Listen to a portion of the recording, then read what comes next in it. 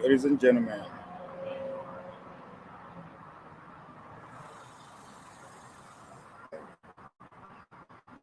welcome to Honor Politics. As usual, it's all about politics and policy and everything in between. Of course, with a special focus on the country we all loved. But again, we live in a global community. In other words, we will dabble other people matter too. What I mean, other people matter, other countries, specifically America, which is, when you talk about American politics, you literally touch everywhere because their foreign policy is on everybody's doorsteps. So I stumbled on Senator Shehu Sani, the ever Senator Shehu Sani tweets, and it makes so much sense. It makes so much sense. Let me see.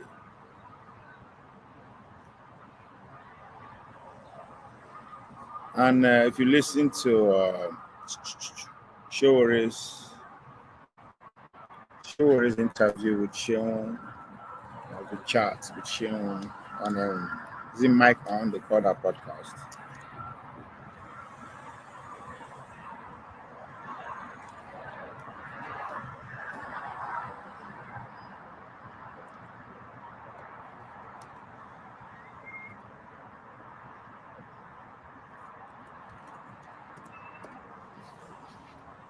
And at the beginning of the podcast, where Shore was pretty much telling his useful days story about Abiola. And I was wondering, I was like, we were here before. What I mean, we were here before. The Gen Z, what they are doing today, if you want to go back all the way to Buhari first time as a military guy, days, examples are bad around the world. Kenyans are up in their game as we speak. We saw Hong Kong last year. The Arab Springs. The Make America Great movement is the Donald Trump movement. The obedient. I mean, we can go on and on and on and on and on and on. But they've all made common mistakes. Now, what set them apart? I often give the Gen Z credit above millennial generation, both my generation. I've given the Gen Z credit over the generation that came before them. I also give credit to the generation of the likes of Shehu, Sani Shehu, one can say, um, Shore, those that actually came ahead of us. For obvious reason, I mean, just I'll play Shore's video, and you understand what I mean. They have a bragging right how they chase the military out of power. Yes, though the Jay-Z did not succeed, but they took bullets. That's a bragging right for a generation to. So when Shehu Sani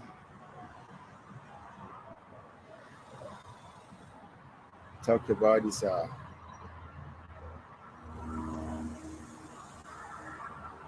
when he made this tweet, I said this man is up to something. Apparently, I think this tweet is inspired by what is going on in Kenya or what happened in Kenya, if I'm not mistaken. With Omoye Kona too, it's also talking about as I speak. So kudos to Omoye's Kona. She's on point.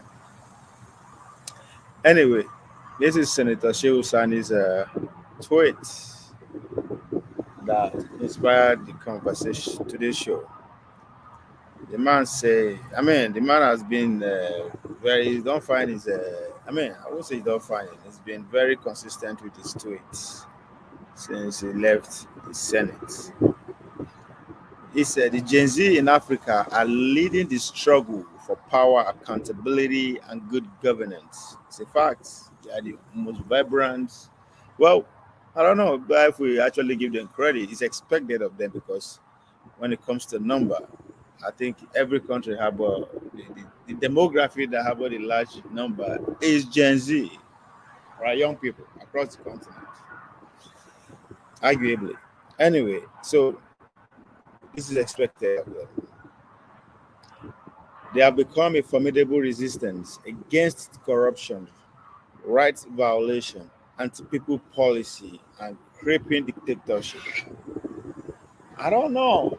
When you talk of dictatorship, are you talking about what the civilian boys are doing in the Sahel, or what the civilian guys are doing in the Sahel, the military guys are doing in the Sahel, or what people claim to be civilians or Democrats are doing in their system of governance?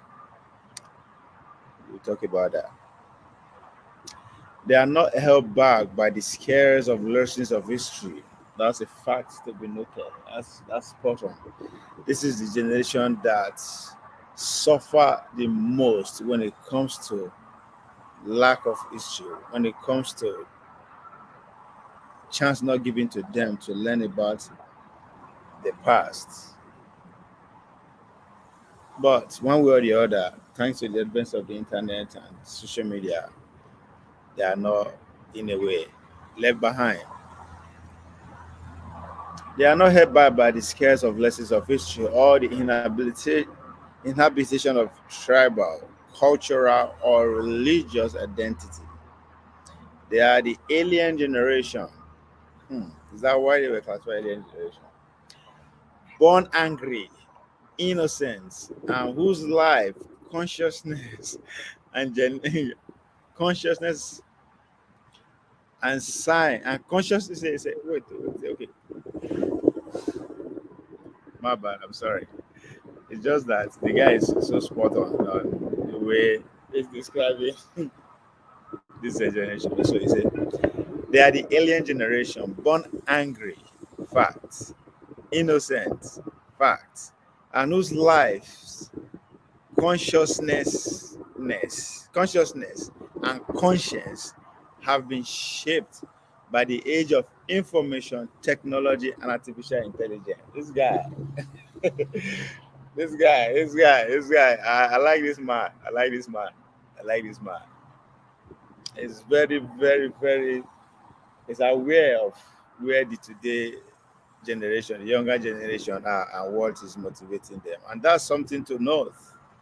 We want a leader who can actually relate in one way, shape, or form, without necessarily being acting like the younger generation. So that's the bridging gap. That's the kind of leader we need. Leader who can actually see the nuances, that instead of saying this literally just degrading and abusing and whatever you can throw at these guys.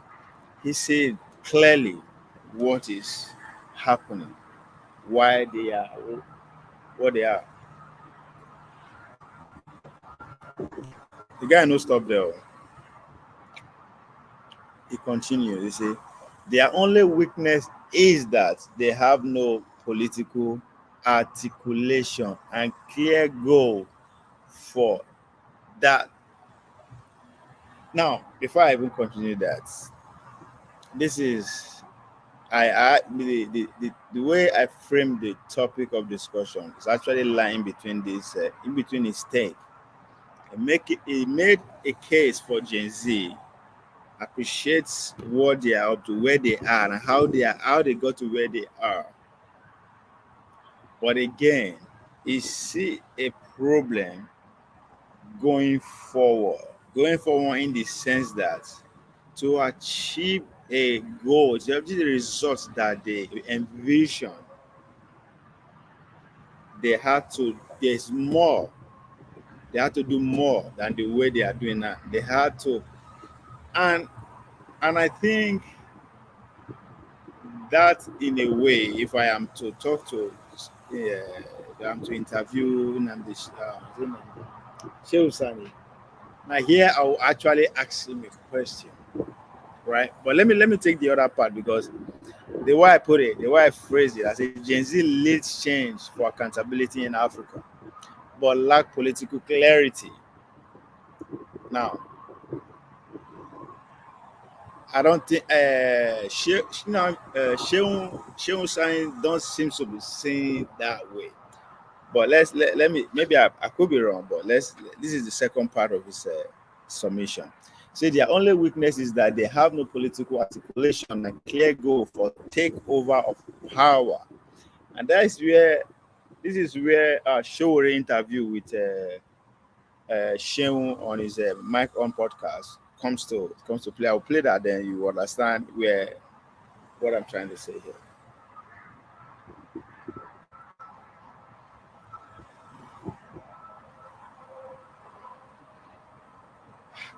Say they are not revolutionaries. Some people will argue that or disagree. Anyway, they are unwavering protester, and this and the center who restricts their movements and play cards to the gate of power. Okay, I can agree with you on that.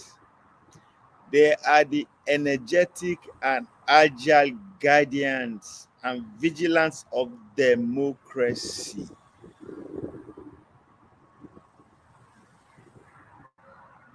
That is sad. That's what I'm finding very. I'm taking it a little bit. I'm taking it deep to actually either agree or disagree with him. If I will ask him, Shehu Sani, if you actually believe that the Gen Z are, if this is our reality, right? If this is what is happening today, that the Gen Z are the energetic and agile guardians. Maybe I'm really too deep to English grammar with the man they speak again. Anyway, so they are the energetic and agile guardians and vigilance of democracy. That's crazy. That shouldn't be their job. Vigilant, yes. Energetic, yes. Guardians of I mean, if we agree that they are denied history, lessons of history, do they even understand what democracy is? But I understand where he's going with his submission. Make I continue. The anger of the Gen Zs will have to evolve beyond disruptions, or will eventually dissolve, leaving everything fundamentally unchanged in the continent. Now that is scary. Now that's where the second part of the submission. I really want us. I think generation that came before Gen Z, this is where they all end up. They all could not go beyond past the corridors. They could not get into the corridors of power. As why am I using Nnamdi Kanu? As as Senator Shehu Sani said, gate of power today. Eventually not getting into. Now, he said the angers of Gen Z will have to be evolved beyond disruption, or will eventually dissolve, leaving everything fundamentally unchanged in the continent. And I think I'm sad too. I'm not happy that this is his conclusion. In a way, you are challenging the Gen Z to do more than what they are. Of course, more is expected, but the direction that they are actually challenged the Gen Z to do is very, very disheartening, because people like Shehu Sani, to me, I see classify them to those category of people who are um, where I put them. They are elite, but their elite shape is still hanging. hanging, according to him, is still pretty much one leg in, one leg out. They are not safe. They still want to be in. Listen, and why is generation are thinking the way they are thinking? Because they are overwhelmed. They love this idea of waiting. Be patient. Doesn't matter how long you wait, it is eventually going to get to your turn. And that's why we still have the people like autogenarians like uh, Buhari, Atiku, Tinubu still in power. Because in a way they waited, they fought and waited. Let me put it that way, right? Or they fought without the vision of Como. What is the angle of this fight we are fighting?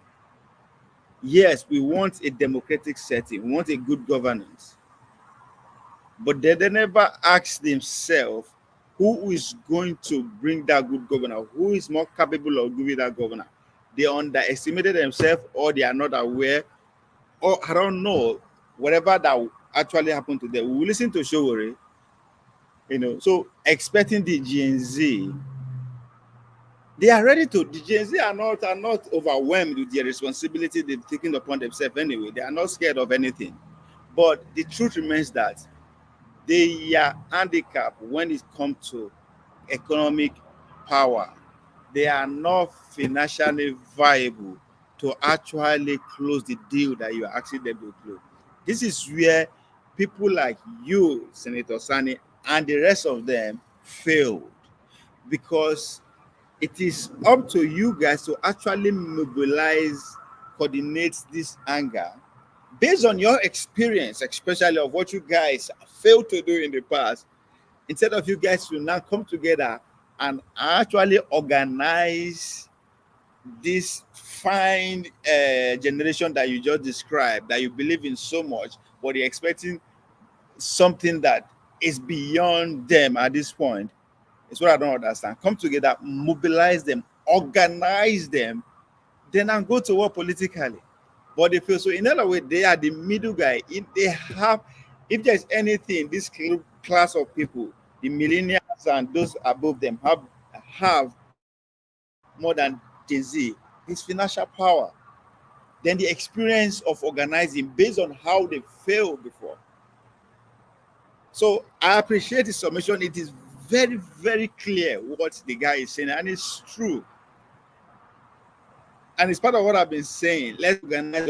And now it's clear to me that I also fail. No, I didn't say I failed. My generation failed, because the act of organizing at this point should not be left for Gen Z to do, because they have no experience in that aspect. They have no experience. So, in other words, even if they succeeded in taking power now, the power is still going to elude them. A clear example is what happened with the Arab Spring Revolution. At the end of the day, when the Islamic movement gained power, what happened? There was no agreement on how they should be to run the country. The social class of the revolution went back to the streets, and at the end of the day, military guy came again and take over. So there's a lot of, I don't know where I'm clear enough in terms of what I'm trying to say, but he is making a very clear observation. But the way forward is where I am kind of agree and disagree with him. Mr. Chris, you're Oh, welcome. oh, yeah. I'm not gonna lie. I had you in mind when I did think about this topic, and I'm up to this point. I think Mr. Chris has some. In a way, they always see where they come from or where they go. Anytime I want to talk about a topic that is not die, like we are used to. Oh, yeah. Now your analysis this morning and compare me to join, and I do not really have that time to join. But then sometimes when I know. you I'm surprised too. when you I dey do your don't say we did. presentation like this, I they really like them, I they enjoy them. You know, Thank you. I know that up. 100% of your mind, you just want us to succeed in that country. But the unfortunate incidences, that is going on there, has been there has been a whole lot of distractions, because sometimes you bring in things that are very, very interesting to talk about, and even though when you present them the right way, should people will just come and take you to a different, take us all, not you, to different directions.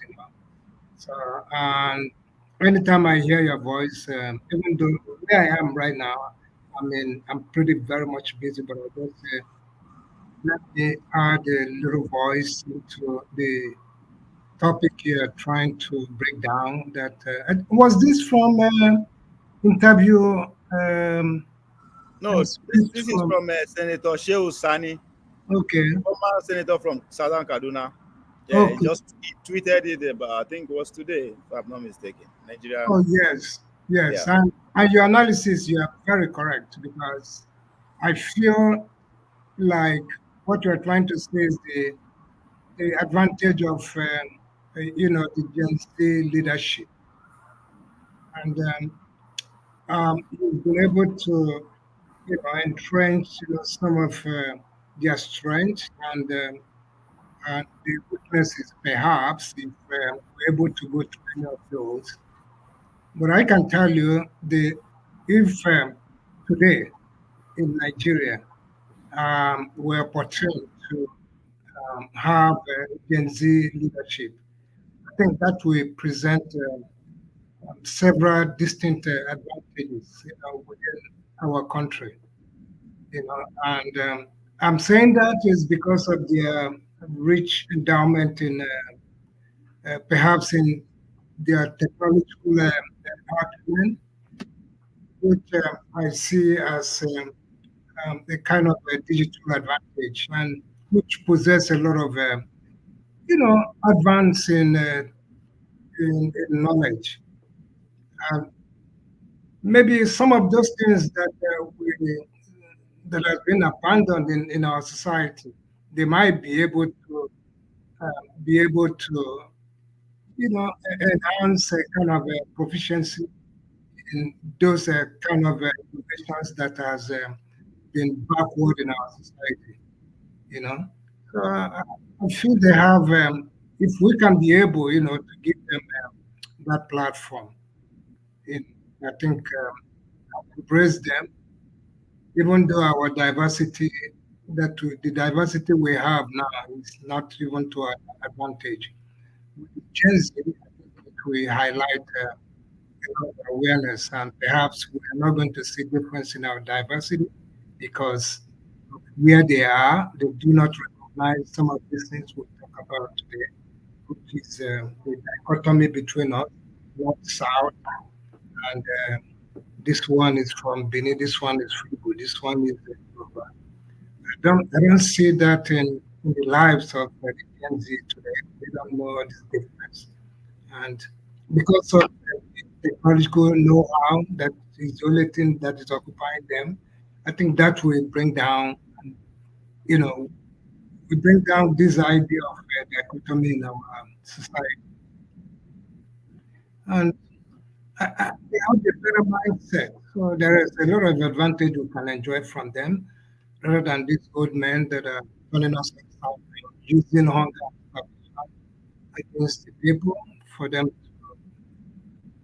grow in their, ugly system of government. I mean, I agree with you. I agree with you too that they have some kind of weakness, but yeah, their strength overwhelms those weaknesses. We might not be able to see the weakness if they are given the privilege, to serve us.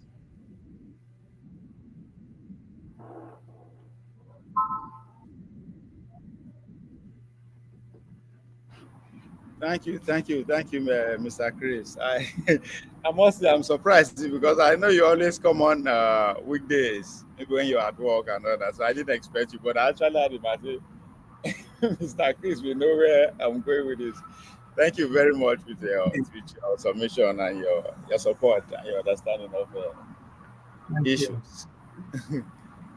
Let me play where I expected Shehu Sani to and his Shehu Sani and his class and his generation and people who are in the known, who are a little bit of who have been in the forefront of pretty much everything, should swing to action by coordinating and organizing the advantage that the Gen Z are putting out that he has articulated so well in his tweet. But let's listen to Showore and trying to link it where these two people are missing the point, or I don't know, or they're selfish. I mean, we'll get to that. To transit Nigeria from military to civilian rule. So was it Susan Rice? So this is where we knew that these guys were. Obasanjo came out of detention with 20,000.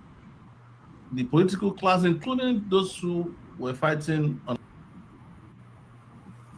first or his release before that meeting, what these Nadeko guys, including Bola Tinubu, must have been involved in this. After Abiola was killed, they brought Abubakar Abdul Salam to US at the University of Chicago. Chicago State. Salam Abubakar is one of the closest friends for the election in 1999, sadly. How would you want to ask for revolution? As I bring prosperity, pressing them, and character, and objective conditions of the Nigerian. I don't want to boss. I want to just get to it. You can't call it democracy. And if it is not democracy, you can't say it is democratic. So what we want to bring about is a democratic era. But what is the best democracy? Deprive the people of their rights, the wires, unplug in a process of transparency. Election, Mr. Omoyele Sowore. It was very clear. Okay, I will try to come back in So another half hour. when we were able to eventually force Babangida in 1992, when Nelson Mandela visited, lots of high hopes in two-time presidential candidate in this country in the general election, and is live with us on this edition of the program. Thank you so much, Mr. Omoyele Sowore, for joining us. Thank you for bringing me. Thank you. Would you say 25 years, looking back, a student union leader at a time, a lot of people would describe you notorious. A lot of few people will say you were a very difficult person when it comes in the face of the tyranny of the military at a time. 25 years down the line since the military went back to the barracks, how do you reminisce on those situations and those struggles? We had lots of high hopes in 1993. And it's very important to state that we did not partake in the election on a partisan level. That is to say, we never joined the political party. We never supported a candidate. As a matter of fact, in 1992, when Nelson Mandela visited Nigeria and visited the University of Lagos, we heckled and drove away MK Abiola from our campus, the University of Lagos, because we felt it was too close to the military. And we do not trust Babangida at that time, who was the military head of state, to hand over power. So when we were able to eventually force Babangida's hands to schedule an election, because he had been postponing the election since 1990. As a matter of fact, his postponement of the election was what made Charlie Boy's music at that time, 1990. They had a single, 1990, to become popular. And because it was, he just kept changing the date of transition to democracy. So when 1993 came and it was very clear on the horizon that we're going to have elections, all of us were kind of relieved that we will stick with this and we will manage whatever we can get the military off the stage, and then move on to a civilian or democratic era. This is what we've been fighting for a very long time as university students, but that was not to be. The elections were very free and fair. One of the best, at least on the surface, that Nigeria has ever had. And we expected the results to be released. They were counting and we were seeing the results transparently. The election process was also likely transparent because they had what they call option A4, which was that people basically queued behind their candidates and they were counted right there on the line and the results were available. So there was no difficulty in tabulating the results. They had come in, and then we waited, waited and waited, and one day we saw Babangida disheveled on TV, announcing that they had to stop the continuation of tabulation and release of the results because they discovered there were some irregularities, and that broke our hearts. But we were not broken. We immediately took up the fight to ensure that the elections were not annulled. That was what Babangida did on June 17. This election held on June 12, 1993. By June 17, he had begun the process for the annulment. So 25 years later, you're looking at all the struggles we had, our expectations, and I will tell you that one of the most disappointed because I was one of the few young people who were at the forefront of the struggle for democratic rule at that time. We ended up in 1999 with what I would call civilian rule, not even civil rule in my view. And what has followed ever since then has been a terrible democratic experiment and experience. But would you say that it paid off, the struggle and the fight at the time? Has it paid off? Well, we succeeded in driving the military out of power, but we probably did not succeed in driving the militarists out of power, because if you drive the military out of power and you end up with a former military leader, I don't see how you can call that a proper transition.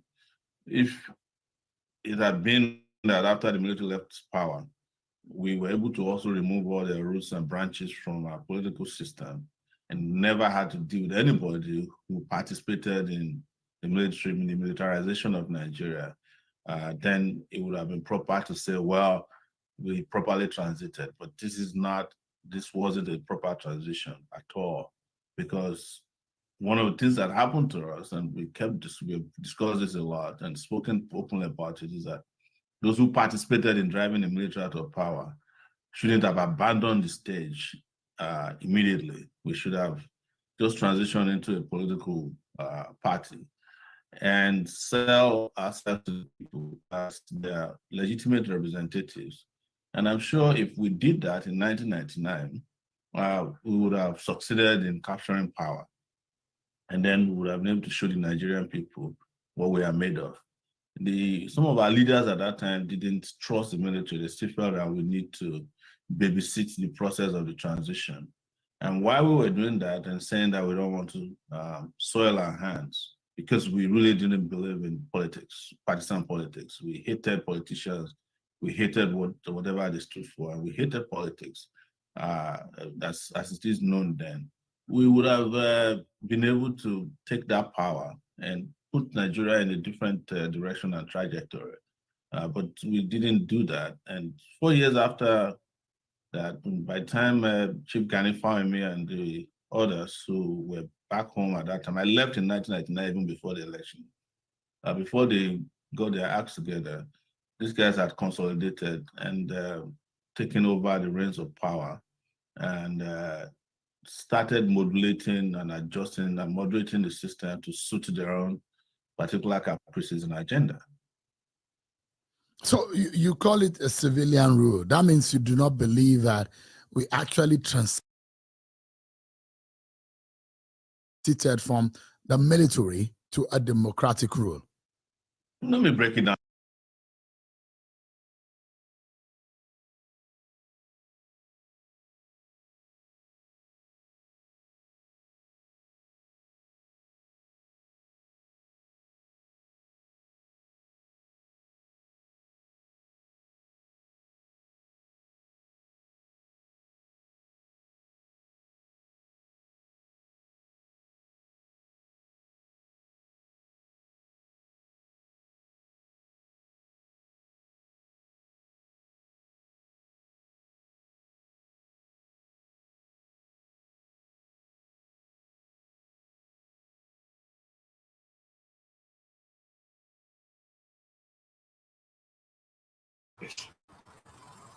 I don't know how to talk to myself that is muted. Now, Shobore is talking about his regret, not personal, like in terms of what they went through, the struggle that he and his colleagues, the young people in general, especially students, were in forefront of. And if you pay attention, really, it talked about how they were not any party affiliated as at that time. Of course, the student union environment is very strong. I think that needs to be very clear too. So they don't necessarily have any reason to be affiliated to a particular party. Another thing that we need to also take into consideration was military regime. So the party who were in existence were pretty much under G, Kanda. So, but the key point is that the failure of that energy, that anger, that frustration to metamorphose to a political union, a party to take over power and govern it as the same field is what is haunting them and by extension the whole country today. And I think exactly that is where I am actually faulting Shehu Sani's tweets. You know, after acknowledging the struggle, the pain, the innovation, the doggedness of the Gen Z, he also expects them now. Make I know nobody should get. Let me put it on the screen so that I will not as if you are just joining, so you understand what I'm talking about. If you have not seen or read Shehu Sani's tweets, now if you listen to what's regret, I mean the story that Shehu is telling from their struggle to eventual victory and not so-called victory. Listen, going to Shehu Sani, I mean, even though it's global, it's generalizing and I put it in continental content here. I mean, what is happening in Nigeria is not different from what's happening in Kenya or anywhere. Kenya, as we speak, achieved victory in terms of the people's voice. You know, preceded the power, the elite. For me, I just again, I just hope it's not a temporary victory, right? Since it has to do with tax, they'll find one way or the other together be passed through, or they find one way or the other should shoot with in somewhere there. But that is not the point. The point is that the people spoke up with everything they can, and victory has been achieved. So kudos to Kenyans.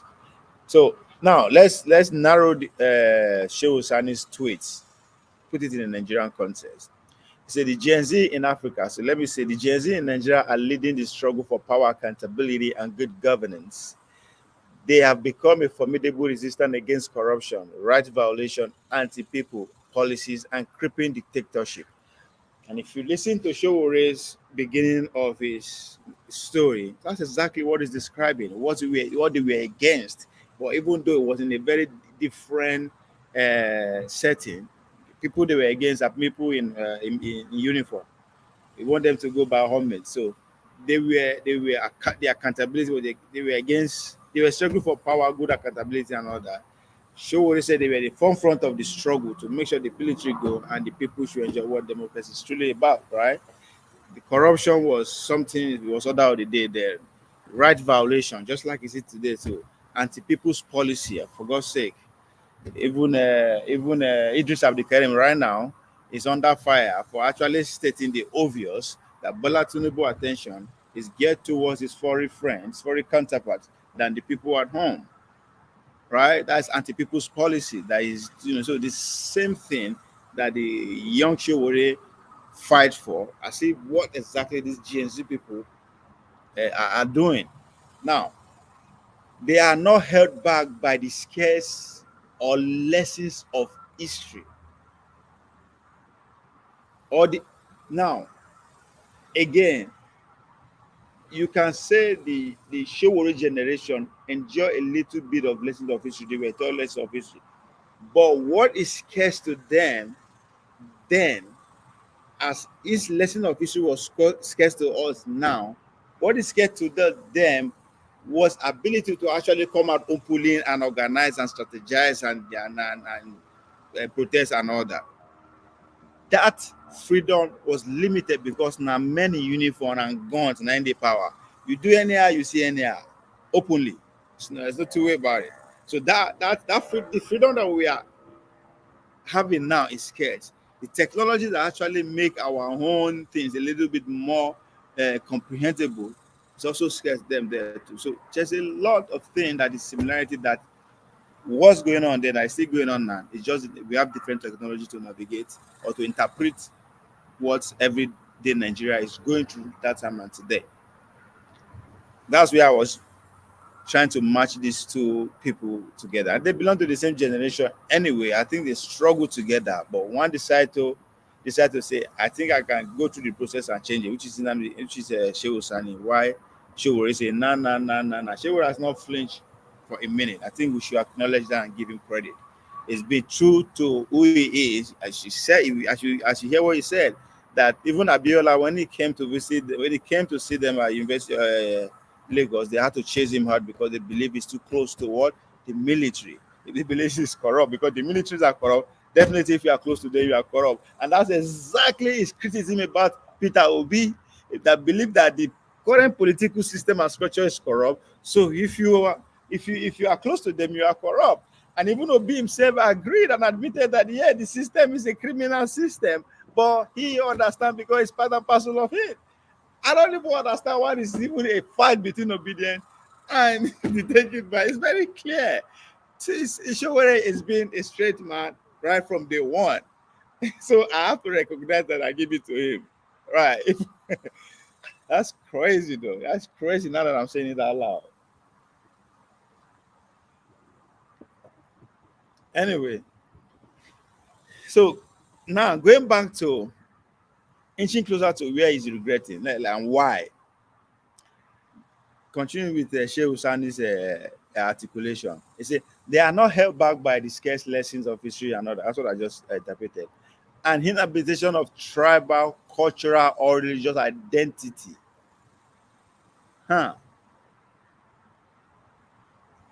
It's the same thing with Gen Z. I don't see any fringe or element of Fulani man within the young demographic Gen Z. Now, people like me who belongs to millennial above 9 still they still use religious identity, tribal identity, cultural identity till they chop, till they get content, till they get like, till they get share, till they get subscription, right? Till they win election. And the same people don't understand. When your content is geared towards identity, cultural discrimination, religious identity, it's the same thing as what? A politician using tribal identity to win election, using cultural identity to win election, or using religious identity to win election. It's all the same. Everybody's trying to have his way to the next level. Your next level is to get like, share, and subscription. His next level is to get to the office of the president, minister, whatever it is. You see, but I can debate anybody on that this is not prominent, it's not pronounced among the Gen Z community across the globe. Pay attention to even the people who they create, their age group that create content, their age group that actually dive into politics, those who are actually supporting the bid, they don't really. So it is clear that what the likes of Showore, whatever they went through and experienced, will see the same thing. They will never allow tribal, cultural, and religious to hinder them. They keep pushing all the lack of history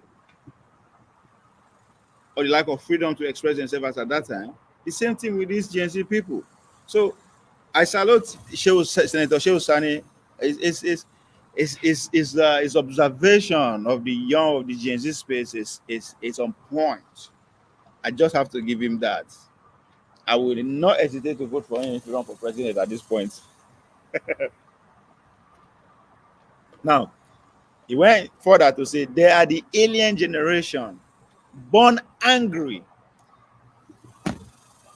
There's also that similarity between that and Showore generation along this line that is trying to bring out. They are the alien generation, born angry, innocent, and whose life, consciousness, and conscience have been shaped by the age of information, technology, and the artificial intelligence. And whether we like it or not, the Showore generation, right? Those who I'm drawing the similarity between the Shehu Sani who and Showore who chased the military people away, and the Gen Z who are also facing gun from the rest of military-like government leaders, right?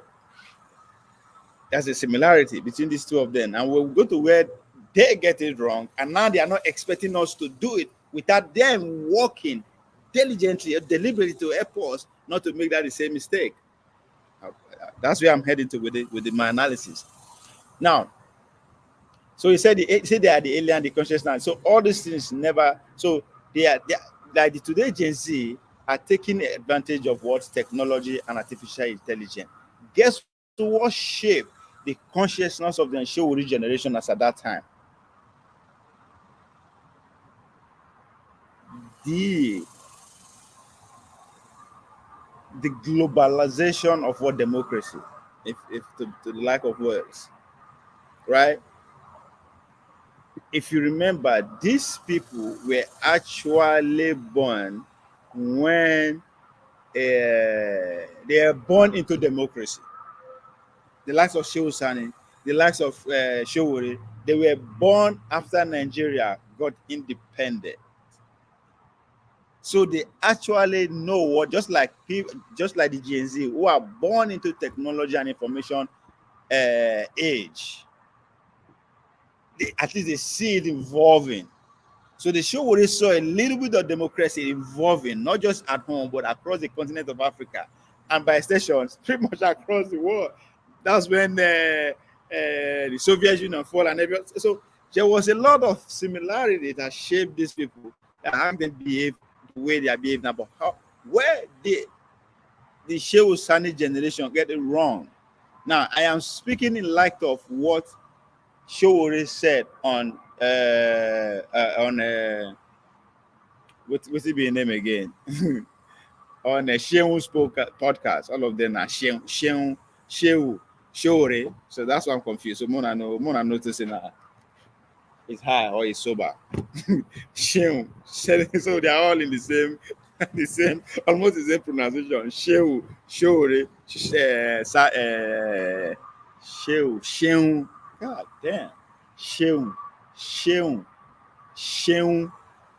Shehu, Showore. Wow.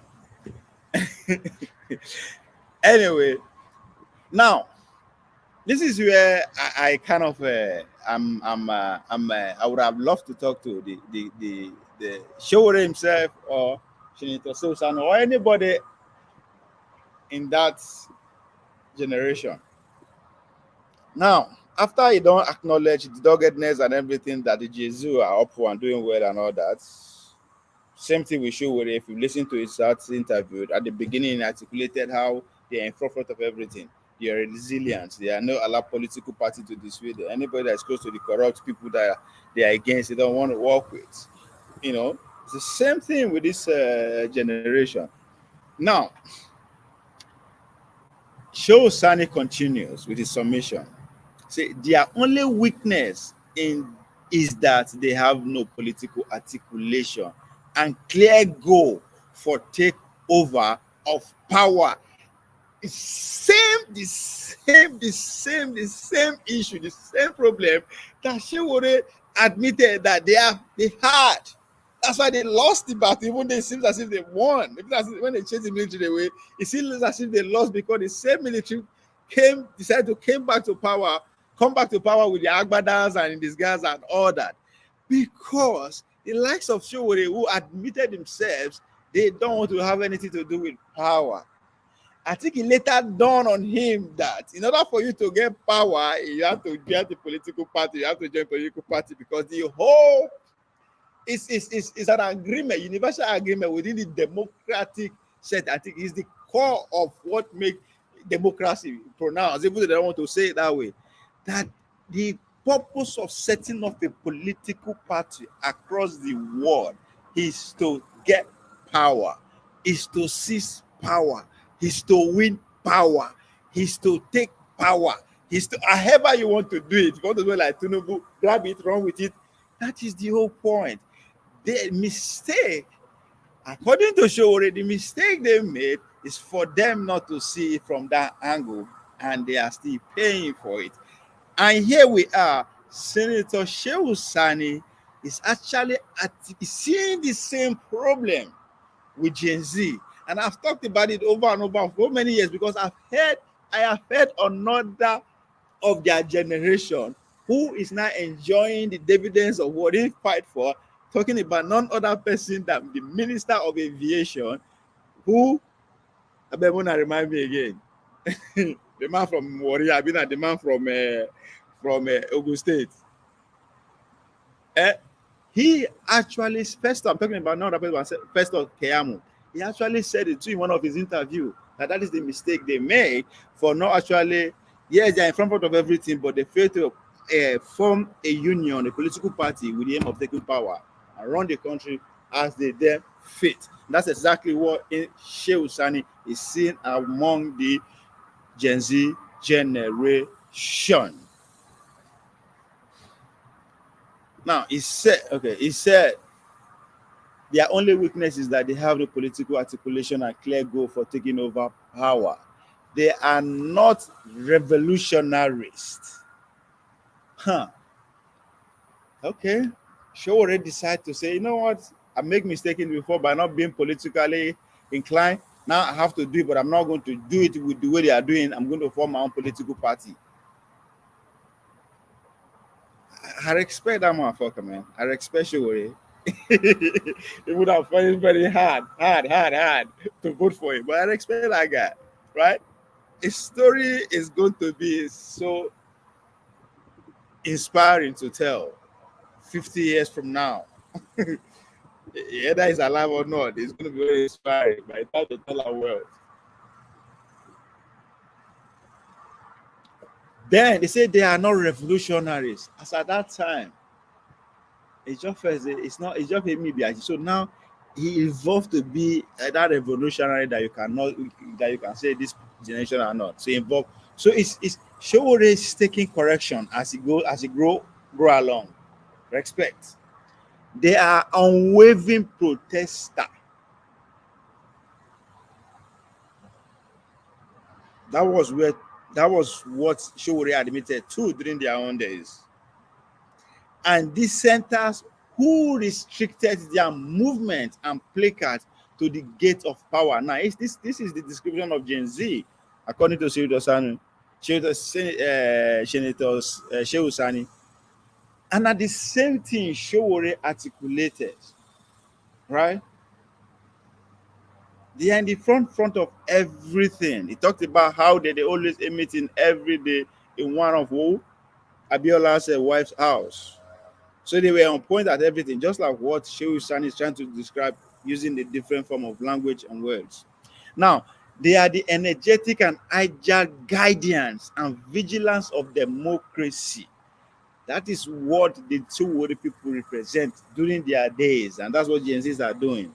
The anger of the Gen Zs will have to evolve beyond disruption or will eventually dissolve, leaving everything fundamentally unchanged in the continent. Now, let's stay on that for a minute. I'm trying to relate it, the Gen Z and what Showore as metamorphosis to today. Because it's a clear example. Just I was using Obi to make example of what Patutomi said yesterday. Unfortunately, it wasn't very that pleasant. And my guy, Playton, came and trying to make case for what he himself knows that, man, he can't win. The argument doesn't make sense to him. But anyway, that's the beauty of what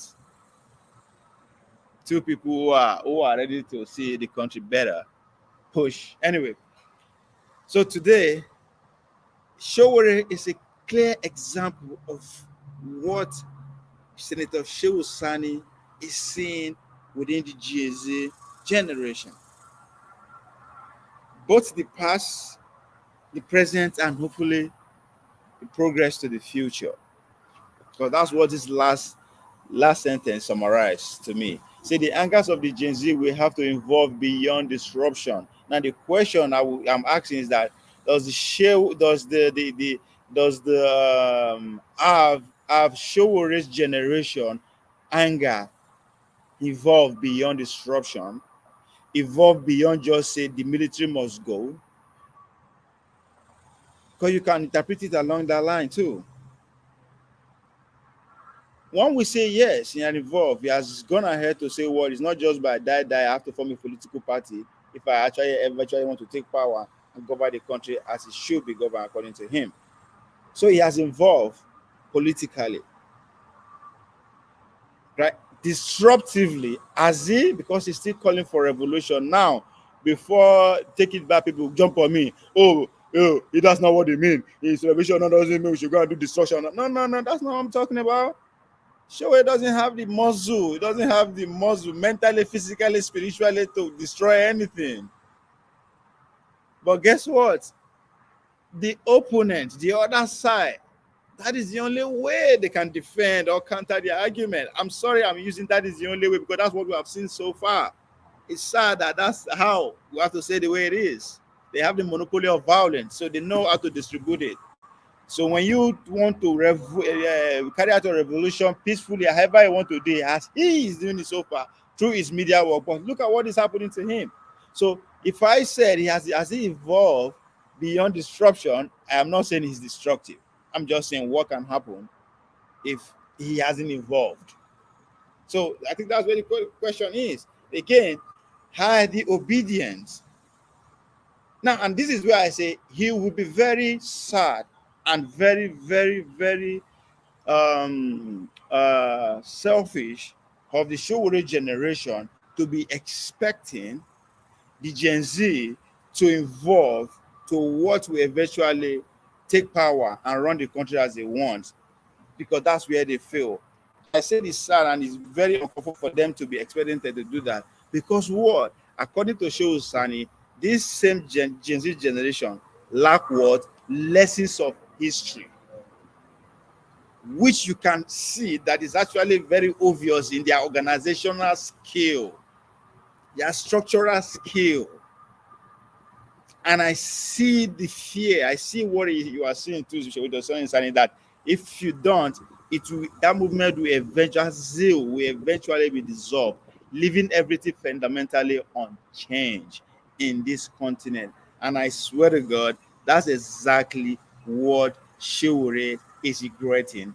That after everything that they have done to chase the military guys away, nothing has changed. So he is involved to say, you know what, I will die to make sure it change. Just like what 50 Cent will say, die rich or die trying. So you see, so now I expect them to now say, come on, this is where the Gen Z are lacking. They don't have the resources because their economic bam is nowhere to be found. They are well off at this point. This is where they will say, you know what, we can organize along the line of how we feel with whatever they are now. Let's organize these people. Let's form a political party or a union in a better direction, and let's go to war. And to be fair and be sincere, that's what Shewore is doing, even though a lot of people don't like the way he's doing it. But if you listen to him deeply, you understand why he's doing it. People have been people that he believed they are in the forefront of struggle together, like Bisi Akande, Bola Tinubu. I mean, even they are not age mate or age group, but they believe their vision are in the same direction. Just like the young people of today, and Obi and Patotomi. Maybe you can say, hey, and Konkoso.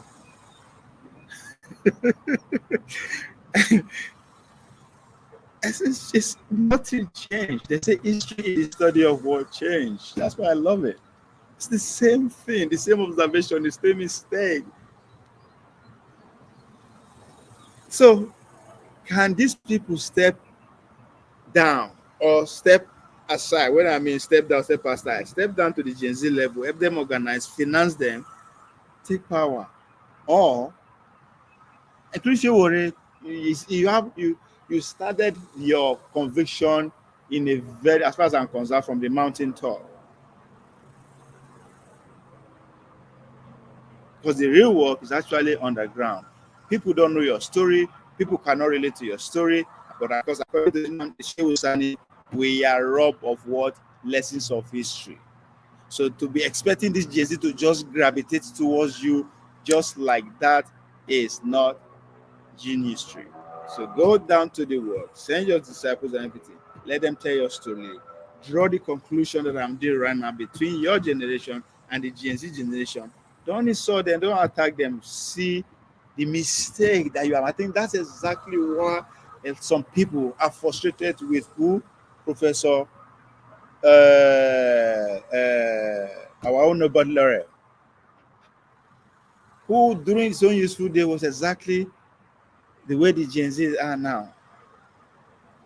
And I think over the years, one would have thought he has evolved, seen and learned from his mistake, his generational mistake, and come down to the level of the Gen Z and help them see through. But instead, he wants to be is overtaken with the spirit of Nollywood. He wants to be, he wants to shine. Because which is ridiculous to me. It's a Nobel laureate. What else do you need for people to know you, other than to what? Help people to see the line of history.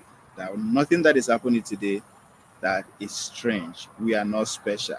And I appreciate Senator Shehu Sani as he's trying to draw that conclusion across the whole continent, because we are in special.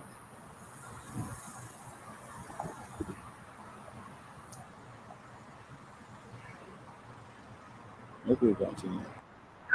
Oh.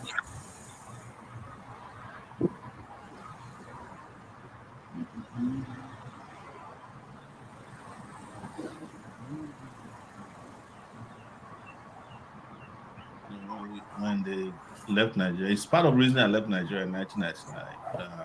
When it started as a joke that. So you call it a civilian rule. That means you do not believe that we actually transited from the military to a democratic rule. Let me break it down to you. You know, when they left Nigeria, it's part of the reason I left Nigeria in 1999. When it started as a joke that Abiola was going to be released and killed. We didn't believe it. So when he was released, in fact, we were waiting in Lagos, and I was the lead person, and we were meeting at the home of one of his wives, Onitiri Abiola, on a regular basis, preparing for his return, because we had heard he was going to be released. But something was very clear, that his release was not going to be related to the transition program, because Emeka Yanku, who was the Commonwealth Secretary General, had come and visited Abiola. The UN Secretary General at that time, Kofi Annan, had visited Abiola in detention. And you're asking yourself, why was Abiola in detention? And you are visiting him in detention, putting pressure on him. Whereas the military guys who had been arrested, or former military leaders who had been arrested and charged and prosecuted, and also detained or awaiting some kind of execution of their sentences, were immediately released, particularly Olusegun Obasanjo. He was released. And the minute he was released, he was traveling the world. I think he even went somewhere and said Abiola was not the Messiah. I don't know, maybe he said that before he went to jail or not. I don't remember now. But it was very clear that the transition program was not going to include Abiola, who was in detention, awaiting trial according to them, because his trial had been bungled. They couldn't try him for the offenses of treason. Why was it that they released Obasanjo, who had already, Obasanjo at that time had already been sentenced. I don't know his sentence, maybe life imprisonment or death. I don't remember which now. He was released. But Abiola, who didn't commit any crime, they kept him in detention in Abuja. and then I later found out he was detained in Kado area of Abuja, and they kept putting pressure. He kept having all these spurious visitors, and then putting pressure on him. Eventually brought him to the villa, served him a cup of tea, and that was the end of it. And the people who did this were the notorious, American diplomats are known for doing shady things. Pickering and Susan Rice.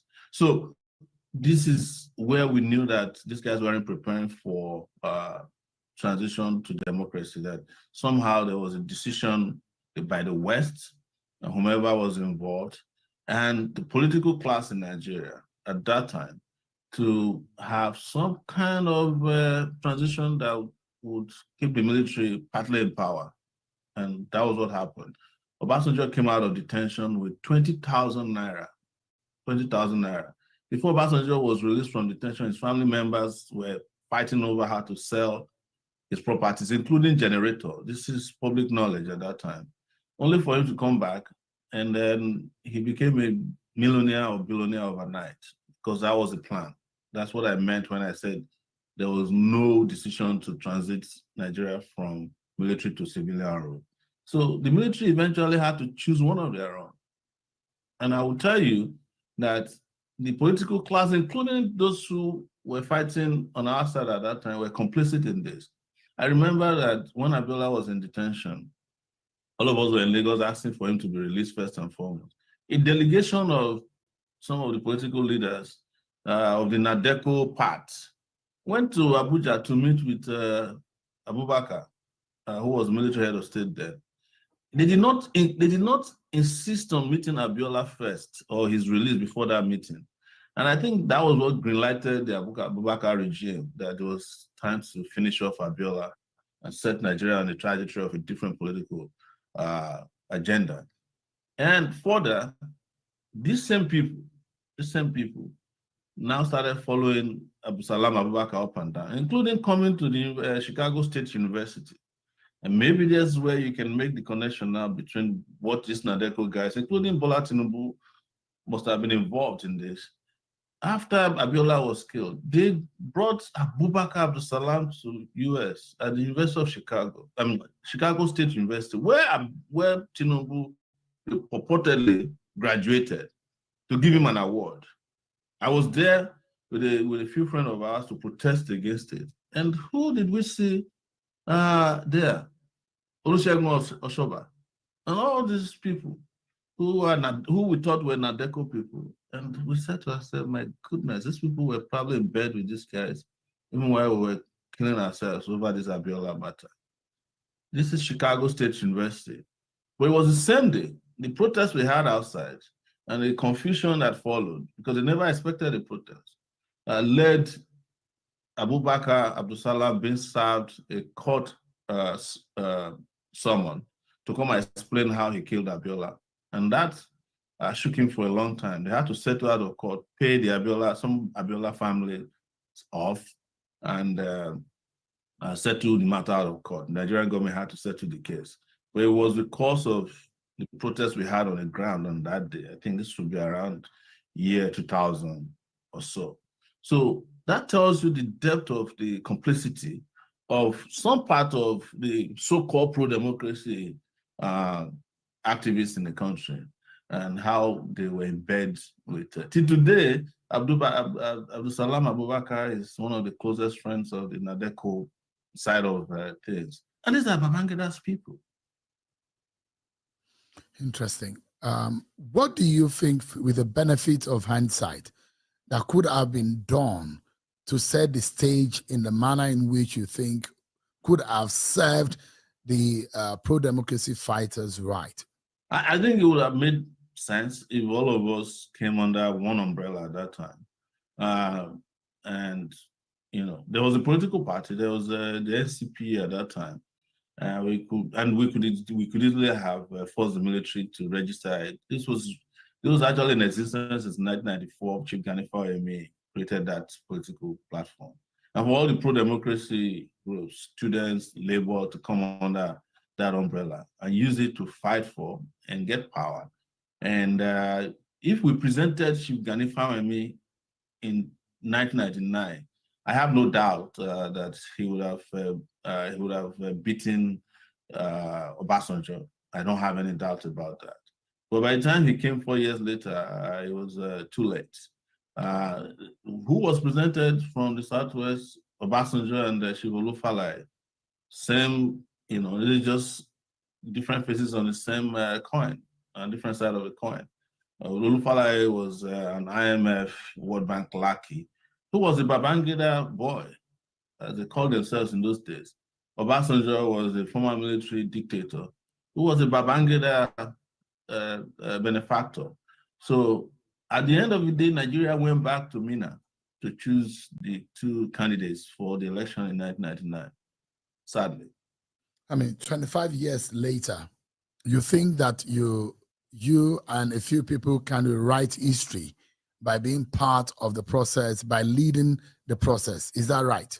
No, what we decided in 2017, 2018, a bunch of us younger pro-democracy activists, was to create a platform to start advancing what we believe will liberate Nigeria.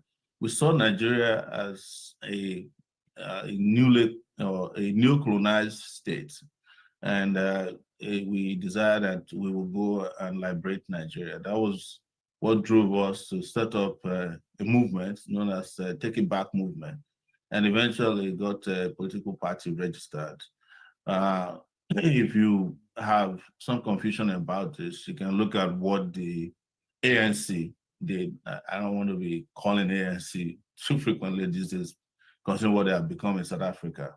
Now, I think the ANC set up their own political party as their own political arm of winning back power for Blacks as far back as 1918 or 1928. And then eventually kept that platform running and advancing their own manifesto for a Black-dominated South African society, a just, fair, and egalitarian society in South Africa for Blacks. So it's the same way we looked at it, but that did not preclude us from waging the liberation struggles that is needed. That is why we did Revolution Now, for example, because our struggle wasn't going to be limited to, partisan elections, and only we had a country to liberate. So, but what the political arm of our struggle does is to tell people, we are pro-democracy people and we believe in democracy. But the best democracy that Nigeria needs is a democracy that is devoid of manipulation, of the forces of corruption.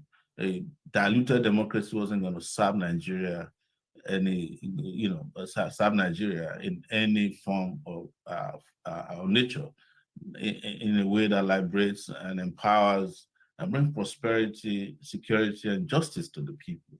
So that is what we started in 2018. And it was because we deeply looked at it and said to ourselves, we're going to keep complaining every year. When the Nigerian people need protesters, they'll call on us. When they need leaders, they'll call on the people who are oppressing them, or they'll go with the people who are oppressing them, people who impoverish them, the people who have turned them into beggars, and the people who made Nigeria the poverty capital of the world, and the people who introduced to the lexicon of human lifestyle what is called multidimensional poverty. That is, that we needed to provide an alternative and speak to it and give it a face, a form, and character. And that's what we started in 2017, 2018. But there are those who criticize your methods and your style. Those who say, why would you want to ask for a revolution in a democratic process? Are you thinking of rethinking your method, or is the same method you think works for you? Because the same energetic Sowore, who was an activist, now turned a politician, you imagine that those method probably needs change, isn't it? No, they don't need any change. What needs to change is the objective conditions of the Nigerian people. And I am not here bluffing. I'm telling you that you cannot say that you are in a democratic era when your democracy do not meet the tenets of democracy, when your democracy is devoid of rule of law, is devoid of free and fair elections, is devoid of freedom of association, freedom of speech, is devoid of economic prosperity. You can't claim that that is democratic era. So you can call it whatever you want, but you can't call it democracy. And if it is not democracy, you can't say it is democratic. So what we want to bring about is a democratic era. But what is the best democracy you can have in the world, in any country? It is for the people to decide that they want to change their situation and go for it. So why people vote in elections is because they believe that free and fair elections can take them in a direction that they can control those who represent them and those who are in power. And that translates to them being in power too. But when the people are alienated from the process of selecting their leaders through this rigged process against them, you can't call that democracy. And if you say to them that we can change that trajectory and you go for it, that is what is democratic. But why would you ask for a revolution? The term revolution, you don't think is extra? Is extra? No, it's not. The revolution is the thinking that drives a process, and be very clear about it. A process that is inclined towards rapidly changing your situation. So if you are poor and you don't have any business being poor, a revolution brings you what you're entitled to, prosperity. If you are unhealthy because your hospitals were destroyed by your leaders, a revolution helps you restore your hospitals. It helps you restore your roads. It helps you restore the fundamentals. Mr. Shore, where has this method? It's not the only place. Yeah, it's not the only place where people embark on revolution or revolutionary action, even when they have what is the so-called democratic leaders in power. There was democracy, so-called. The people in Egypt were democratically elected, but they kept manipulating the process. The people in Tunisia were democratically elected before the people decided that they've had enough of the manipulation. What is important, Shehu, is for you to understand that what we started with is that this is not democracy. And if it is not, then you can't keep labeling it democracy. You know, it would be unjust, unfair, and dishonest to say that, you know, running elections in which the electoral body completely manipulates the process, you know, disconnects the wires, unplug, you know, a process of transparency. It's democracy. It is not. There's there's nothing to sugarcoat about it. And the extreme measures they take, to deprive the people of their rights to choose their leaders, to have prosperity, to have economic development, must be met with another extreme resistance that will restore the rights of people to be entitled to what belongs to them. Are you worried? Because there are a lot of people who say that there's a political system which those who think that would they ever allow a Showore be a president in Nigeria? You know, it's not about them allowing a Showore. Now you are having a conversation that is direct, you know, about the fears of the political class. No, we are saying that the people of Nigeria, united, empowered, and clear about the future, can elect and decide on their leaders. So it is up to those you are referring to. I don't know where they are located, but I know what you mean.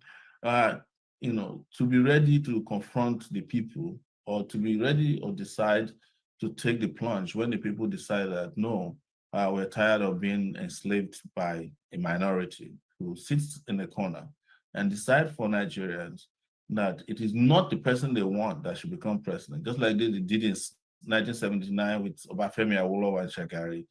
They did with an Abiola that clearly won the election, and they've done subsequently, manipulating the process. If we are not dealing with these misnomers, absolute, criminal manipulation of the process, then maybe you might have a point. But there's no point here. There's nothing to argue. There's nothing to sugarcoat. If they don't want a Shore and the people want a Shore, they will get a Shore. And that is where I'm interested in, is how the people can decide for themselves who they want. Not a few people deciding for a majority who they don't want. Yeah, And Mr. Shore. Yeah. You've tried twice without success. What do you say to those, some of those who had made comments about your political ideology or political trajectory, who say maybe you should begin your aspiration by climbing through the ladder, maybe House of Reps, the Senate, or becoming a governor before gunning for the president? What do you say to them? You see, the people who make those kind of arguments are the same people who presented a candidate without experience in Lagos to be governor of Lagos. What do you say to them? Tell me. So you continue to run for president? That's what you say? I just ask you, because the decision to run for president was a decision driven by the need to save our country, Nigeria, to liberate the country from the claws of these characters you are talking about. They're the ones framing this conversation you're having here. You understand? And with due respect, I have nothing against the young person I just referred to who ran for governor of Lagos without any political experience. If I have looked at his CV, he fits the bill. You get my point. But the hypocrisy there is that the people who says to him, that young person, that you can be the governor of Lagos, which is the sixth largest economy in Africa, bigger than a lot of countries, are the same people who are framing some of these narratives you are bringing in front of me today. So what do you say to them? So I'm directly asking you, you will continue to run for president. Is that it? No, the question you're asking me is not something you can divert by semantics. I want us to resolve that first. No, but I'm not the one answering questions. I'm the one asking the question. If I'm running for office, there's no question about the fact that I have decided the office that suits my temperament, suits my bill, suits my capacity, my character, and that suits my agenda for a prosperous, a peaceful, a secure Nigeria, a Nigeria that progresses. That is what I've chosen. So I'm not going to go back and say, oh, I'm sorry, I never knew what I was doing. That would be revolutionary confusion. I'm not confused about what I want or where I should be, where I fit into this program of national development in Nigeria. Let me ask you. There seems to be some movement these days.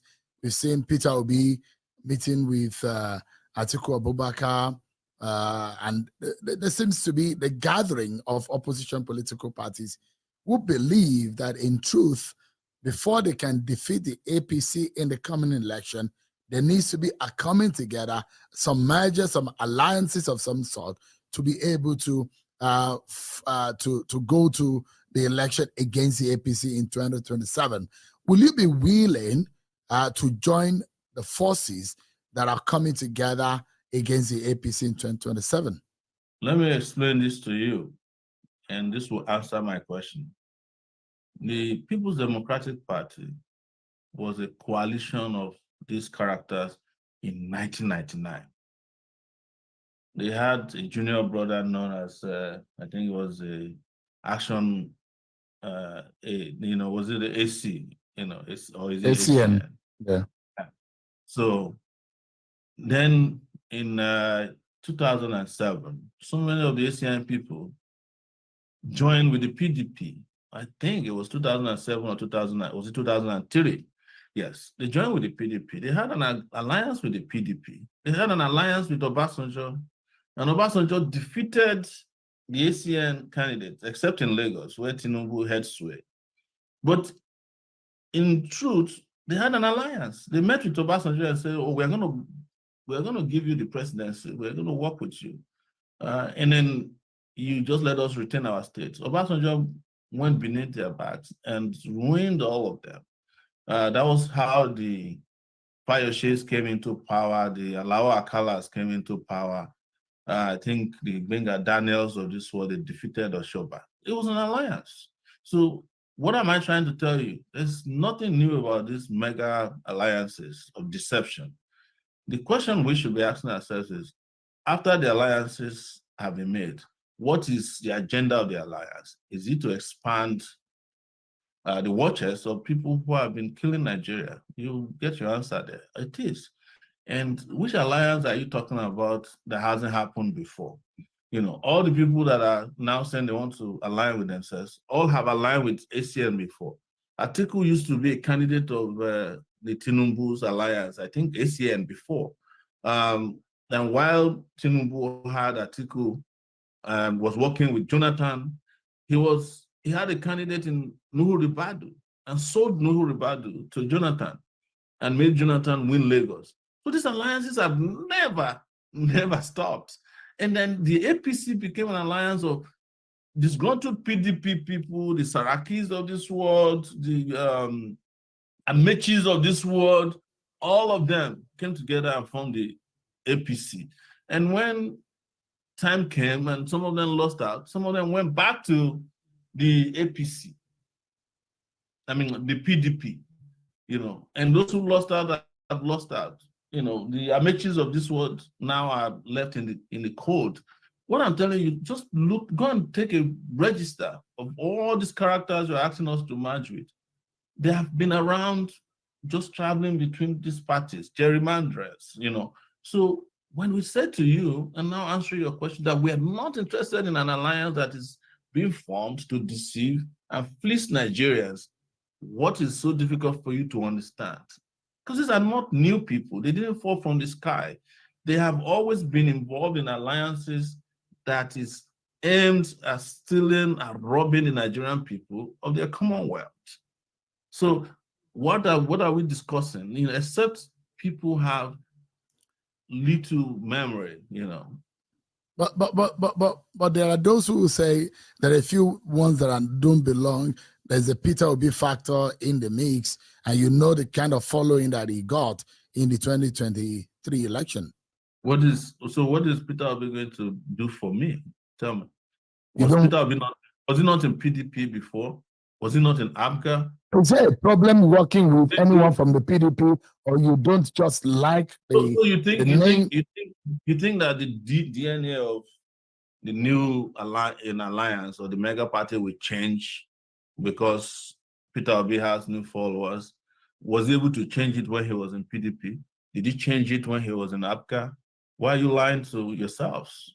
So that's the point I'm making, that you keep throwing up all these theories about how certain alliances will change Nigeria without fundamentally scrutinizing the characters behind it, you know. And this is where we have fundamental disagreements with. What is your major problem? Because there are those who will say, show me anyone who is absolutely 100% innocent within the political space.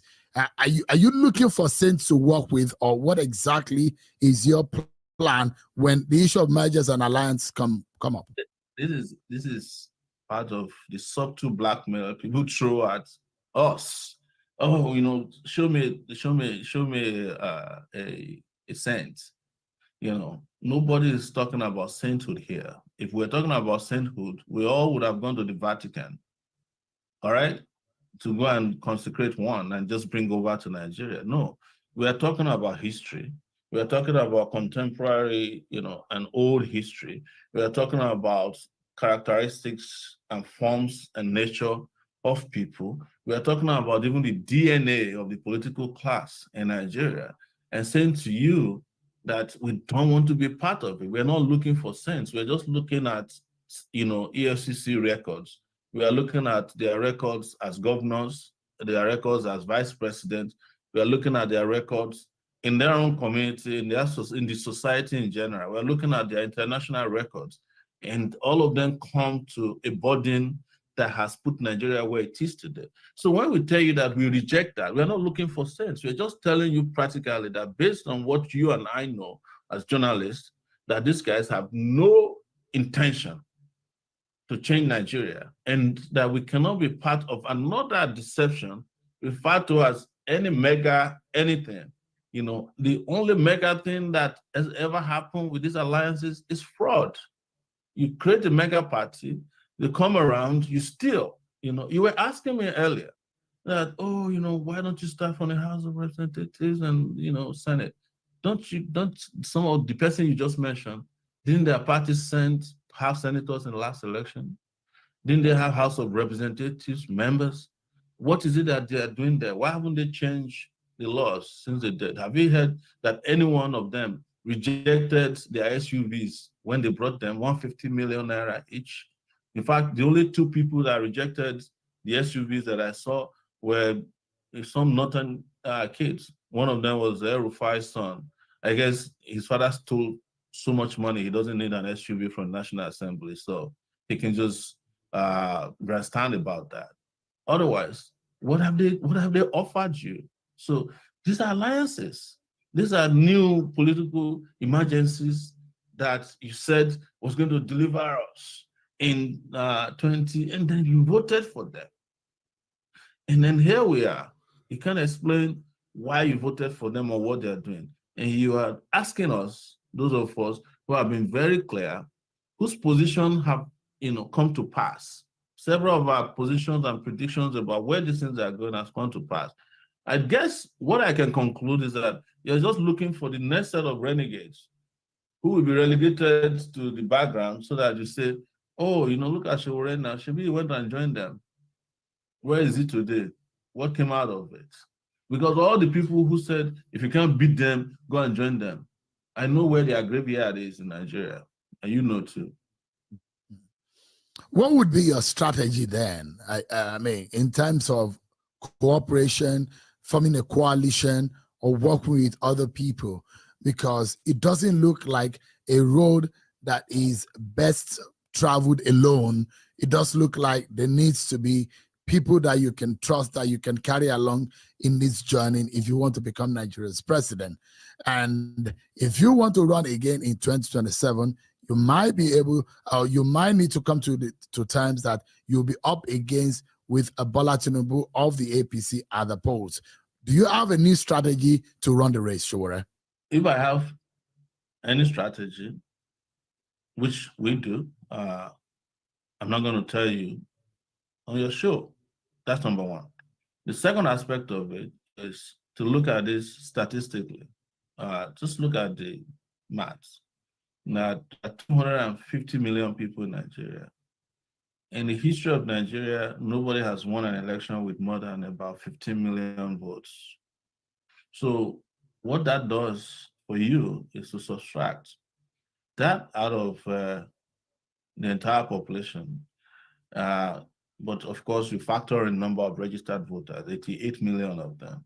So if Nigerians are willing to be liberated, we still have an excess of over 60 million voters who can turn the trajectory of the country away from these people you're talking about. The last election had the least participation of voters because a lot of people already knew what they were planning, and we won the party to at any rate. So if Nigerians are serious, and those are the people we need, we'll form a coalition with them, and we still have 60 million people to go with. Why? What are you afraid of?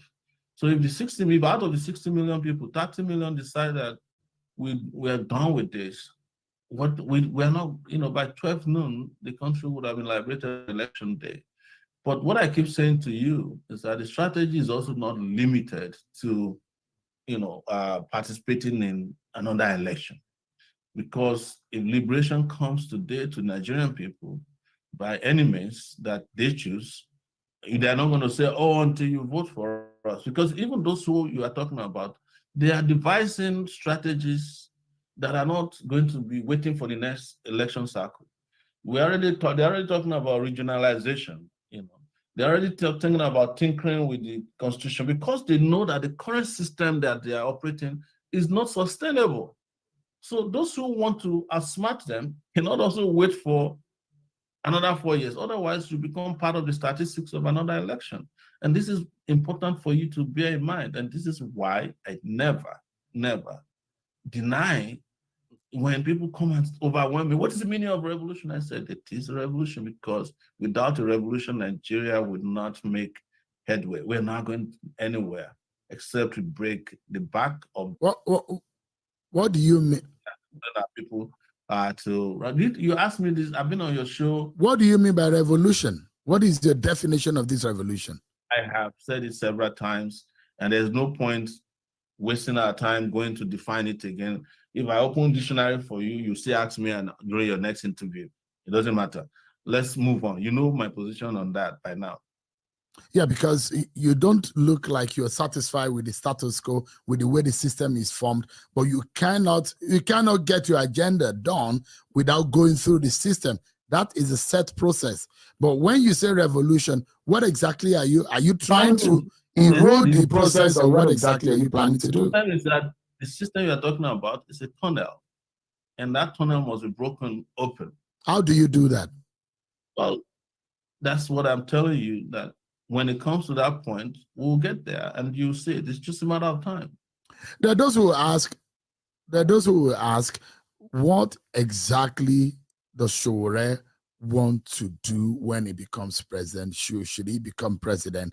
What do you have different? What ideas do you have that is so extraordinary, that you so believe in so much, that makes you want to be Nigeria's president?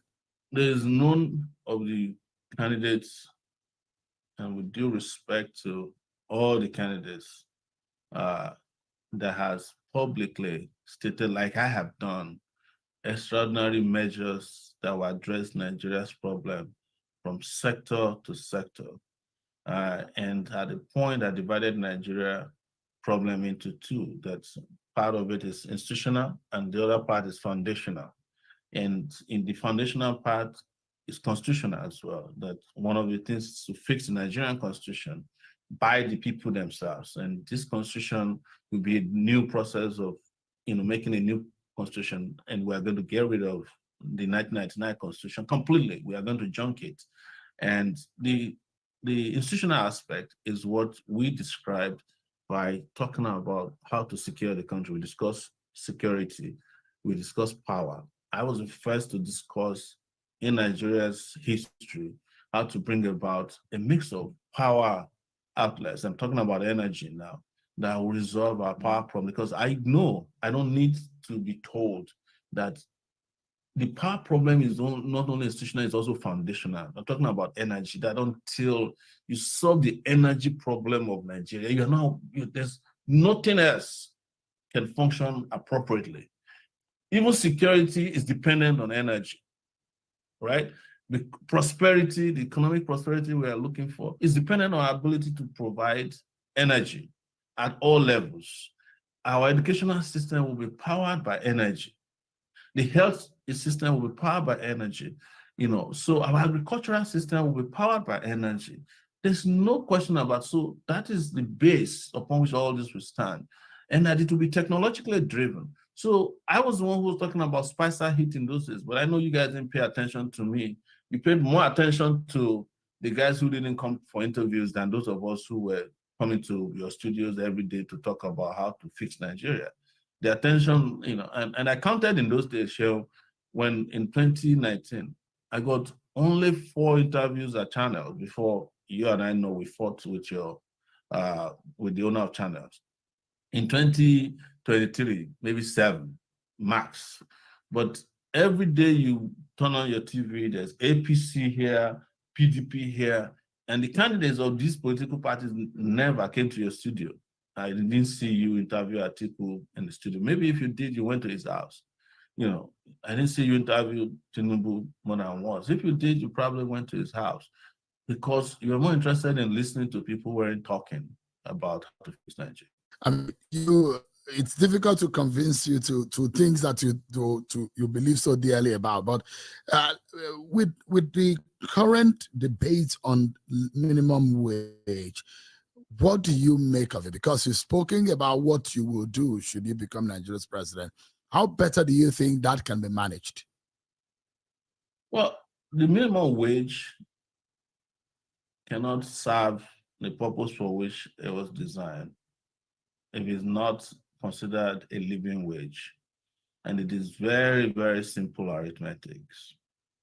That anybody who goes to work every day, 5 days a week, deserve at least at the end of the month, his salary should be able to pay for his transportation or her transportation, should be able to pay for food, should be able to pay for some medicine, should be able to pay for rent, housing, and should be able to take care of the person or their immediate families. The question we've asked over time is, could 30,000 naira, in 2019 it was 18,000 naira, do this for an average Nigerian, even if the person doesn't have a family? The answer is no. I was listening to one semantic today by, it was former governor of Lagos State, Fashola, where he said wages are different from salary. And that's what we are fighting for is minimum wage. Then wages are hourly. It's semantics, What you have in Nigeria is that people are likely paid at the end of the month. Yes, it's called salary, but that's just an adjective that is not relevant here. But he said something which was true. He said the hourly wage of a Nigerian when it's paid at the end of the month is 175 naira per hour. How can somebody work for 175 naira per hour? Because when you work for 175 naira per hour, what do you get when you work for 8 hours, right? If you work for a whole day, what can 175 naira buy you? If you multiply 175 by 8, nothing. But you want to come to the US, I'll give you a small example, because when I came here in 1999, it was the first calculation I made. I was earning $7.50 a day, per hour. It was a wage, you're right. But what it does for me is that one first hour pays for everything I need. I have what I call a transportation card, which at that time you could, I think it was 50 cents. So you buy it, it takes you the whole day, it takes you. And you buy a cup of coffee for 50 cents. There's a popular bread here known as bagel. You buy a bagel for 50 cents and you have been able to cover all your basic needs within that first hour of work. So if you want to save, you can save the 7 hours for that day, the rest of the 7 hours at 750. And if you multiply that by a month, you understand why people want to jackpot at all times. It is not as if that's limited to that. You also, if you work in certain places, you have health insurance. If you don't have health insurance, the government gives certain categories of people what they call Medicaid. If you are old, after 65 years of age, you get Medicare. So what this means is that apart from just what you take home as your wage, you also have social benefits and protections that is there for you. If you earn less than $28,000 in those days, every tax that is deducted from your check is returned to you and when you file your taxes. Where do you have that in Nigeria? So point I'm making is that we're not just hallucinating about minimum wage. We're just telling you that if you want people with dignity, you can't be paying them this amount of money that you call minimum wage in Nigeria. And then you turn around and the people who do even less work in the National Assembly, the political associates or personal assistants Some of them who don't even know the location of the offices of the people they claim to be personal assistants. They are all earning what you can call maximum wage. Why? Why is it that a Nigerian senator earns 29 million naira a month? When you break it down, the salary is actually a small amount. It's about 1 million. So, but why is it that they can earn that? And a Nigerian professor, university lecturer, cannot earn more than 600,000 naira in a month. Even that 6,000 naira was a result of constant strikes and struggle. And I don't think all of them do get that. And you go to the security agencies, people have to carry guns to protect you, to kill themselves. You know, they're earning 56,000. That's what the police earns. And last time I checked, when a police ASP retires, his gratuity is 1.6 million naira, which is $1,000 at the end of 35 years of working. But a governor who served for 4 years is able to say to you by some kind of a crooked law that you build him a house in Abuja, you build in his place of governance where he was there for maximum 8 years, and you provide him cooks, you buy SUVs, 4 of them for him. Whenever that breaks down, you have to buy another one. You provide cooks, drivers, you have to give him 6 drivers, 6 policemen, DSS. So where's the justice here, sir? And when we say to you that we can address that imbalance by paying people a living wage, in 2018, 2019, we proposed 100,000. Everybody said it will cause inflation. And then here is 2023. They are now still proposing 62,000 naira. What is an average Nigerian going to do with 62,000 naira minimum wage? That is, in a country where the inflation rate is 33%. If you have your way, yeah. And then those who claim that, if you pay them 100,000 in 2019, it will cause inflation. Ask them this simple question. Why is it that 30,000 is causing 33% inflation? That means that the inflation in Nigeria is not driven by wage. It's driven by economic mismanagement. If you have your way, how would you fix this? I have said it that if I have my way, we know where money is located. We know where to find money, hidden money, and we'll transparently make this available to Nigerian people by giving them the right wages, by giving them a socially secure system, providing employment. You are not going to just give people wages and say, oh, we are paying you 500,000, and then you walk away and their roads are bad and their schools are bad. You don't have a social security system in place. You don't have a justice system in place. You don't have a security system in place. That is not what is going to be done. That was what I was telling you earlier when you asked me, what are the programs? That there is a program for massive creation of jobs, through the public works system, the process of creating energy revolution in the country that would have brought over 4 million jobs. And I'm not just banding around numbers.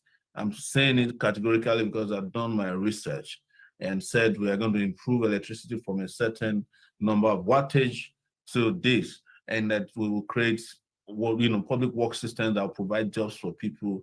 Some of them are some of the things that are toying with now, but they're doing as trial and error.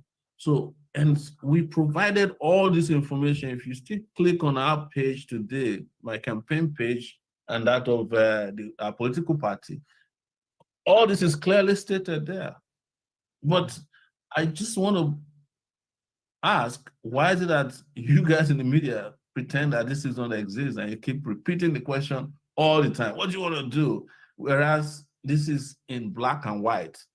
Fine print is not in fine print. It's not something that you have to be using binoculars to find.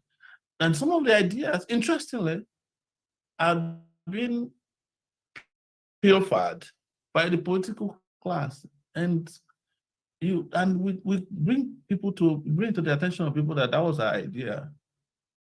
This is our idea. This student loan thing that we're doing, we didn't promise student loan. We promised grants to students. 100,000 naira was what we proposed per semester. to Nigerian students. And people said, no, it's not possible. Where are you going to get the money? When they took the idea, I said, well, turn it to a loan. This idea of a coastal highway was something I proposed in Badagry in 2018 when I went there to campaign that there would be a coastal highway from Badagry, from the border of Benin Republic to Calabar. And, this would jumpstart the Nigerian economy. When they took it, they cut off the Badagry side, and they made it a 47-kilometer highway that will help them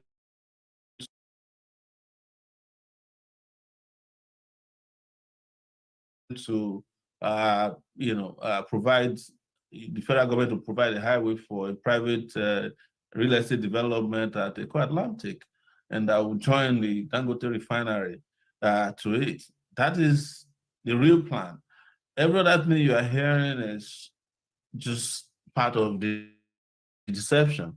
So, and this is happening because we have all failed to pay attention to those who have ideas, and we keep listening and we keep asking people to listen to people who are not speaking and people who have no idea.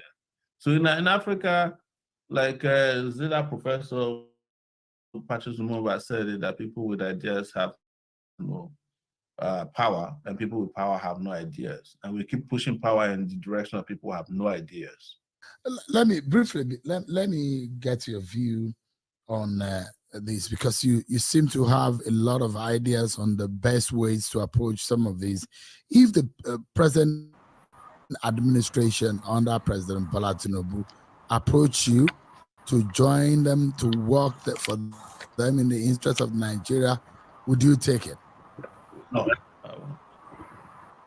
Why? Because we have nothing in common. I know in advance that they don't have the bandwidth to accommodate our ideas. They are very limited in their ability to see what we have seen and how we see the greatness of Nigeria. So in joining them, you are only fulfilling the time-tested lie that if you can't beat them, you join them. And we don't belong in that category at all. But I imagine that you are a Nigerian who loves Nigeria dearly, and if your ideas are best suited to fix Nigeria's present problem, and the government of the day says, "Show,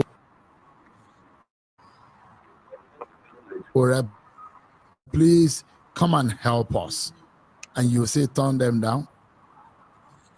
I'm not going to be able to help those who are not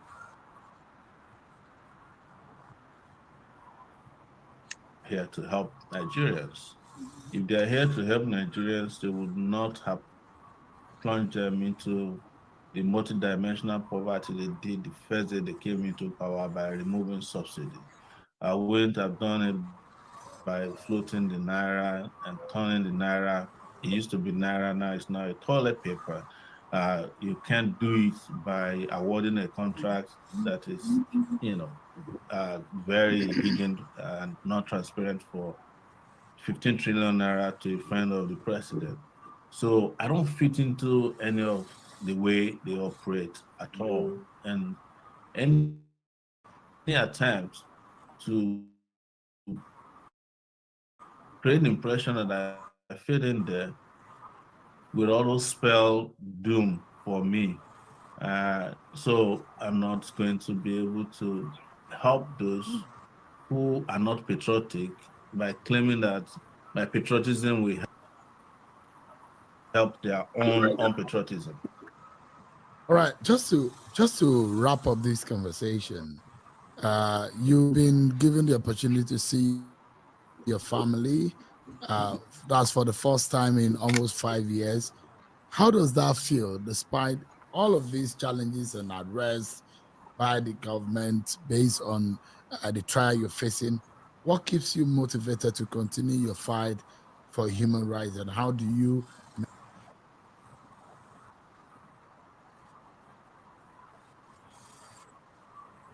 maintain your resilience and the fact that being away from your family?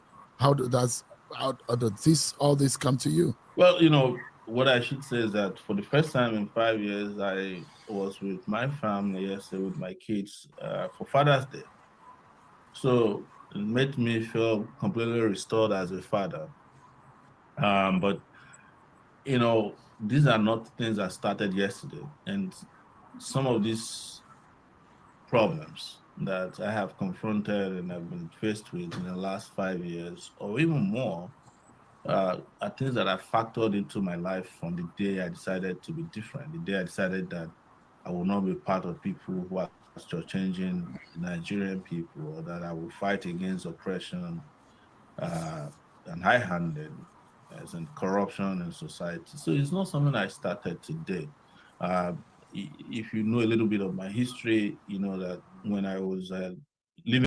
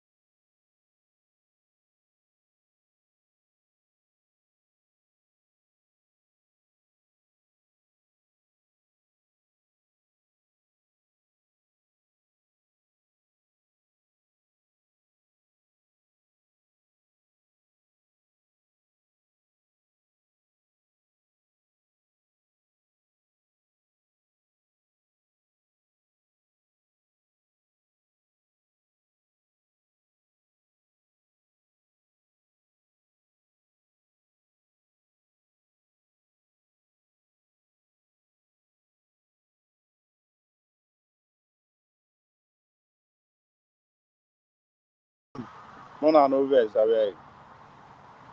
My laptop don kpafuka. Anyway, Naija man, I see you been active. I was doing other things that I'm not supposed to do. Get caught up talking to someone. Anyway,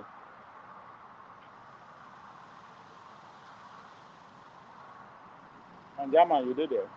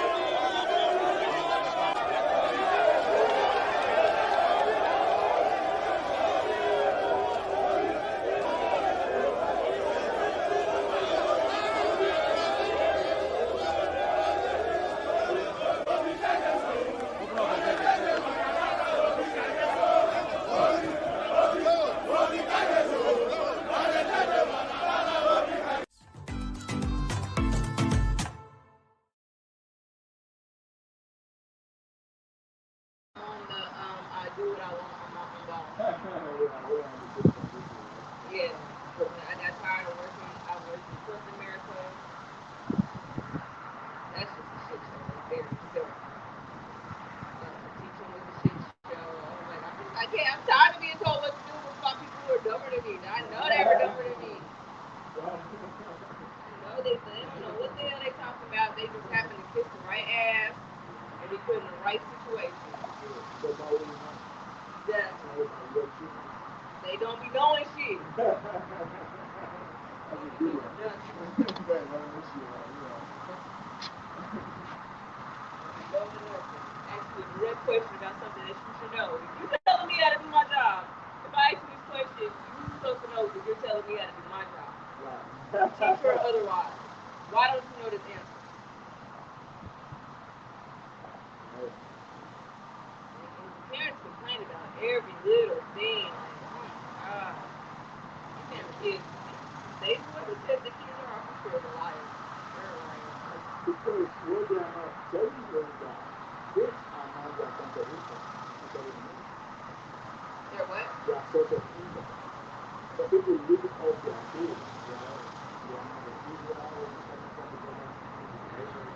So that's Okay. why they don't work so much with that. That's my money right there. It's not necessarily all the attention everybody gives. That's what it is in schools because you get paid by the amount of people that attend the shit. But yep. So So every little damn complaint that a damn parent has, you gotta act like that shit matters. Like, no, bitch, it's not how the real world works. They gonna fuck your kid up in the real world.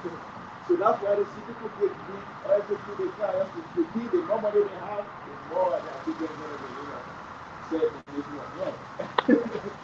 The real world is a real page, a real place. How social media is set up, I think is like a great example of how the real world